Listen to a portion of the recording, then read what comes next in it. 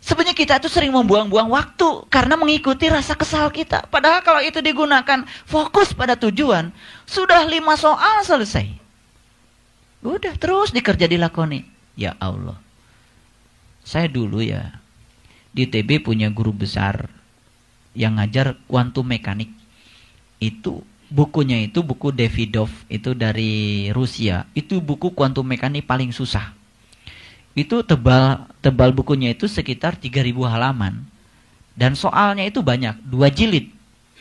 Jadi ketika saya itu ujian terakhir, saya tiap malam itu mengerjakan 1, tidak banyak, 1 gitu. Tapi terus saya kerjakan terus. Saya tidak terasa itu di rumah itu berapa kardus gitu, ya, itu berapa eksemplar saya sudah habis kertas. Kemudian pada saat ujiannya itu open book. 12 jam. Itu semua saya masukkan ke mobil. Saya dulu punya mobil Kijang yang panjang itu kan belakangnya. Pagi-pagi saya sedang nurunkan itu kardus, ketemu dengan Profesor Silaban. Terus dia bilang apa? Apaan lu bawa banyak-banyak ini? Terus dia baca. Loh, ini solusinya Davidov ya? Iya Pak. Saya aja sekolah S3 di Amerika belum pernah ngerjain soalnya. Iya, dia bilang begitu. Terus dia bilang sama saya, kamu masuk kelas aja. Dia periksa semua. Itu berapa kardus itu? Udah saya dinyatakan lulus. Baru di mobil, belum ke kelas. Saya dikasih nilai A kuantum mekanik. Dan dia bilang sama saya, beliau bilang gini, udah, kamu adalah orang yang berhak mengajar kuantum mekanik dimanapun nanti saya kasih sertifikat. Dan saya bisa ngajar kuantum mekanik di mana saja. Itu mata kuliah yang paling susah. Itu kalau dilakoni selesai. Nah kita itu kan, waduh bukunya tebal. Terus mikirin tebal buku. Udah berapa energi mikirin tebal buku? Kenapa tidak memulainya? Sama seperti baca Quran. Dibolak-balik aja Quran. 30 juz. Itu terus tiap hari. Kenapa tidak memulai dari Al-Fatihah? Iya kan? Itu sebetulnya kecerdasan. Kalau saya mulai saja dari Al-Fatihah, lama-kelamaan hafal Quran. Lama-kelamaan ngerti kok. Dan sebetulnya itu yang dibutuhkan oleh kita itu adalah sedikit-sedikit, tapi dikalikan dengan rutinitas. Nah kita baca Qurannya 1 malam 30 juz, ya udah, mencret. Masuk kepala, enggak ngerti, enggak kan jadi itu. Karena pola hidupnya yang tidak teratur. Ngerti maksud saya? Jadi kita suka memikirkan sesuatu yang tidak-tidak dan tidak produktif sebetulnya. Karena kita melakukan. Contoh kecil aja, contoh kecil. Saya, ya, kalau apa-apa selalu saya tulis di sini. Apa-apa saya tulis di sini. Jadi kalau begitu apa, lihat berita, apa saya tulis di sini. Kan tinggal pakai kabel data, masukkan ke komputer. Udah, saya masukkan dalam satu file.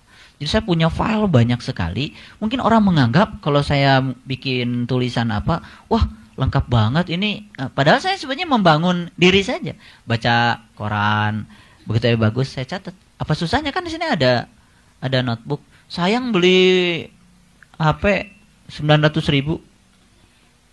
Cuman SMS aja sama, sayang. Fasilitasnya banyak, ya kan? Kan bisa pakai card tambahan, itu bisa sampai 4 GB. Itu bisa masukkan semua data di situ. Data itu bisa masukkan, diketikkan. Itu 56 halaman buku biasa itu cuman satu file kecil itu di dalam HP kita. Itu luar biasa itu. Banyak yang bisa kita berdayakan, ya kan? Jadi sebenarnya udah nggak zaman lagi itu pakai tulis-tulisan gitu. Kertas tuh hilang. Saya yakin Bapak Ibu HP-nya lebih bagus dari saya. Setiap hari cuma ngurusi SMS aja. Jadi fasilitas yang begitu seabrak-abrak di sini banyak, itu dimanfaatkan. Coba kalau biasakan aja di sini. Ya, seperti bikin jadwal. Kalau bikin jadwal di sini kan begitu jadwalnya ngasih tahu. Kan udah luar biasa. Jadi minta tolong kepada Allah itu dengan 2 cara. Apa? Sabar dan sholat. Sebetulnya yang menolong bukan Allah. Yang menolong itu adalah diri kita. Ketika kita sabar, sebenarnya kita sedang menolong diri kita sendiri. Makanya Allah katakan di Quran surat Az-Zumar, masih ingat? Az-Zumar ayat 10 Allah mengatakan, aku akan memberikan pahala tanpa batas untuk orang-orang yang sabar. Yang sabarnya gak pernah dibatasi. Nah kalau orang yang sabarnya suka dibatasi, sabar itu kan ada batasnya. Itu udah jelas. Selamat untuk membatasi potensi diri. Nah membatasi potensi diri itu adalah membatasi kerja Allah pada diri kita. Baik. Jadi yang keempat, ya, coba lakukan perubahan itu secara bertahap. Jadi jangan kita selalu berpikir segala sesuatu itu tergesa-gesa. Bertahap saja. Sama seperti kita ngaji Quran seperti ini kan, gak kerasa kan? Satu ayat. Lama-kelamaan catatannya kan udah lengkap ya. Catatannya udah banyak. Ngeri gak? Ya bertahap. Jadi seperti tadi, latihan aku begini, bukan karena kamu begitu. Bertahap saja. Bertahap. Tapi pelan-pelan dilakoni. Mau marah? Aku begini, bukan karena kamu begitu. Bukan. Udah, langsung ambil wudu, ya, ambil. Ada cara-caranya. Saya dapat SMS, bagus sekali SMS-nya. SMS-nya begini. Ketika wajah ini penat memikirkan dunia, maka berwudulah. Ketika tangan ini letih menggapai cita-cita, maka bertakbirlah. Ketika pundak tak kuasa memikul amanah, maka bersujudlah. Ketika hati resah gelisah, maka berzikirlah. Ikhlaskan semuanya, mendekatlah kepada Allah. Tunduklah diri saat yang lain angkuh. Teguhkanlah diri saat yang lain runtuh. Tegakkanlah diri saat yang lain menyerah. Bagus. Jadi wudu, sholat tobat, sholat itu kan sebetulnya upaya-upaya syariat yang bisa kita. Tapi kita kan suka lupa. Kalau lagi marah, kemudian lupa, wudu aja lupa. Gitu kan. Kenapa kita tidak mengambil cara-cara seperti itu? Kan luar biasa. Ya, baik. Ubahlah kebiasaan-kebiasaan buruk. Tahu nggak kebiasaan buruk kita? Semua orang tahu pasti kan? Kebiasaan buruk. Apa kebiasaan buruk contohnya? Malas. Ya kan? Nah kita punya kebiasaan buruk seperti itu tapi tidak mau mengubahnya. Ya kita sedang membiarkan diri untuk tidak membiasakan diri untuk menggapai bahagia itu. Kemudian yang berikutnya, belajarlah untuk selalu memaafkan. Berikutnya yang tadi, jadikanlah diri kita menjadi guru bagi diri sendiri. Artinya kalau kita jadi guru pada diri kita sendiri, maka setiap ada apa-apa, tanyanya pada siapa? Ya gak usah tanya orang gak ngerti urusan kita, yang tahu kita sendiri. Yang berikutnya, kenali kelebihan kita. Bukan untuk disombongkan, tapi untuk disyukuri. Berikutnya, latihlah diri kita agar selalu berterima kasih. Itu yang terakhir. Latih diri kita untuk selalu berterima kasih. Karena kadang-kadang, mohon maaf ya, kita itu kadang-kadang suka lupa berterima kasih. Dan terima kasih tidak hanya dengan kata-kata, lebih dari itu dengan perbuatan ya. Baik, sekarang lihat ayat 154. Dan janganlah kau mengatakan terhadap orang-orang yang gugur di jalan Allah. Kan begitu terjemahannya? Betul nggak? Nah, saya akan ubah terjemahannya karena bahasa Arabnya wala taqulu lima yuqtalu fi sabilillah amwat. Dan janganlah mengatakan pada orang-orang yang berperang di jalan Allah itu mati. Siapa orang yang berperang di jalan Allah? Orang yang berperang di jalan Allah itu adalah orang yang mampu memerangi tadi musuh-musuh kemanusiaan pada dirinya. Jadi kalau kita nyapu itu tidak pernah cari yang bersih.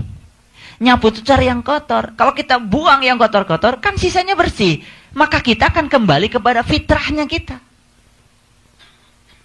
Jadi sebetulnya orang-orang yang berperang di jalan Allah itu adalah orang yang mampu memerangi 5 musuh kemanusiaan yang ada pada dirinya. Menurut saya itu. Maka orang yang seperti itu jangan dikatakan mati. Berarti sebaliknya, orang yang berperang seperti itu adalah orang-orang yang hidup. Nah, saya kasih tahu sekarang. Kalau orang-orang yang berperang di jalan Allah itu adalah hidup, berarti orang-orang yang tidak berperang di jalan Allah mati. Sekarang saya mau tanya. Kalau begitu, dalam pandangan Allah secara hakikat, di kita di Indonesia ini, banyakkan orang hidup atau banyakkan orang mati? Nah, inilah yang menimbulkan bangkai sekarang. Bangkai keserakahan, bangkai kemarahan, bangkai kebencian, bangkai iri hati, bangkai kekerasan, bangkai ketidakarifan, bangkai ketidakbijaksanaan. Jadi sebenarnya sekarang bangsa kita itu di atas permukaan kita itu sudah penuh dengan bangkai dan sudah bau busuk. Dan itu yang menyebabkan bumi siap untuk meluluh lantahkan seluruh bangkai itu untuk melumatnya. Sehingga nanti habis bangkai diganti dengan kehidupan yang baru. Itu menurut tafakur saya. Jadi sebetulnya bangkai-bangkai itu sudah berserakan. Bangkai keserakahan, bangkai kemarahan, bangkai iri hati, bangkai kebencian, bangkai kekerasan, ya. Dan bangkai-bangkai itu dilahirkan oleh orang-orang yang dalam kehidupannya itu tidak berjuang di jalan Allah. Banyak orang yang ngomongin Allah? Banyak. Banyak orang yang ngomongin agama? Tapi dia tidak berjuang di jalan Allah. Ngerti sekarang? Gitu. Nah, kemudian ya Allah katakan, walakilla tash'urun, tetapi mereka tidak menyadarinya. Jadi sebetulnya semua kebobrokan bangsa kita itu dilahirkan oleh orang-orang yang mati. Mati apanya? Mati penglihatannya, mati hatinya, mati nuraninya, mati. Dalam pandangan Allah, mereka tuh mati. Karena apa? Dia bekerja bukan karena Allah, karena ingin banyak uang. Akibatnya dia bekerja, apapun dia lakukan, sekalipun harus korupsi, dia sedang menebar bangkai. Jadi, kalau yang mati itu, yang dilahirkan pasti bau bangkai. Dan kita sudah menyaksikan, bangkai itu berserakan. Bangkai korupsi, bangkai ketidakadilan, bangkai kebiadaban, bangkai perpecahan. Betul? Nah, silakan diurut bangkai-bangkai yang begitu berserakan. Dan bangkai itu suatu saat akan ditelan oleh bumi. Jadi kalau Krakatau meletus, kalau kita lihat menurut hitungan fisika, tahun 1886 itu telah terjadi tsunami dengan kekuatan 100 kali kekuatan tsunami-nya Aceh. Itu Krakatau, tahun 1886. Jadi kalau anak Krakatau ini, itu kan muncul akibat begitu kuatnya desakan dari bawah bumi. Dan ini sekarang ini sedang mengakumulasikan energi yang begitu besar. Dan itu kalau itu memang betul-betul diperkirakan meletus. Ya. Mohon maaf, saya bukan berarti ini. Kalau kita lihat Jakarta, itu posisinya kan sangat, kalau dari pesawat itu di bawah laut ya. Coba lihat Tanjung Priuk. Ya, air itu udah di atas seperti itu. Jadi sebetulnya kalau dulu itu gempa itu harus selalu kekuatan di atas 6,5 skala Richter yang menyebabkan tsunami. Sekarang bisa saja karena laut itu sudah membludak akibat pemanasan global, di mana kutub utara bumi itu sudah mulai mencair dengan derasnya sehingga laut meningkat, ya. Dia tidak perlu getaran yang kuat untuk menimbulkan tsunami. Ya. Jadi ya barangkali memang satu-satunya untuk melumatkan semua bangkai-bangkai itu ya, mohon maaf ya, barangkali dihabiskan semua seperti negeri Sabah dulu. Kemudian diganti dengan sebuah kehidupan dan tatanan yang baru. Ya. Nah, baru di situ ada proses, ya mungkin harus seperti itu. Dan walau alam, kita juga tidak punya jaminan kalau hidup sampai besok lusa. Ya kan? Ya, namanya bencana bisa terjadi di mana saja. Sama seperti kasus Situ Gintung barangkali. Ya, tidak ada yang menyangka kalau Situ Gintung sedahsyat itu kemudian bisa menghanyutkan begitu banyak manusia. Ya kan? Wong situ cuma segede gitu. Ya, kalau Jatiluhur ambrol, bisa dibayangkan segede apa? Berapa juta kali Situ Gintung? Ya. Dan kalau Jatiluhur ambrol itu kan habis. Pertama barangkali Bandung ya.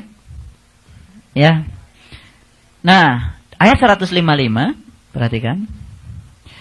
Dan sungguh akan kami berikan cobaan kepadamu dengan sedikit ketakutan, kelaparan, kekurangan harta, ketidakseimbangan jiwa, ya, kekurangan buah-buahan, dan berikanlah berita gembira kepada orang-orang yang sabar.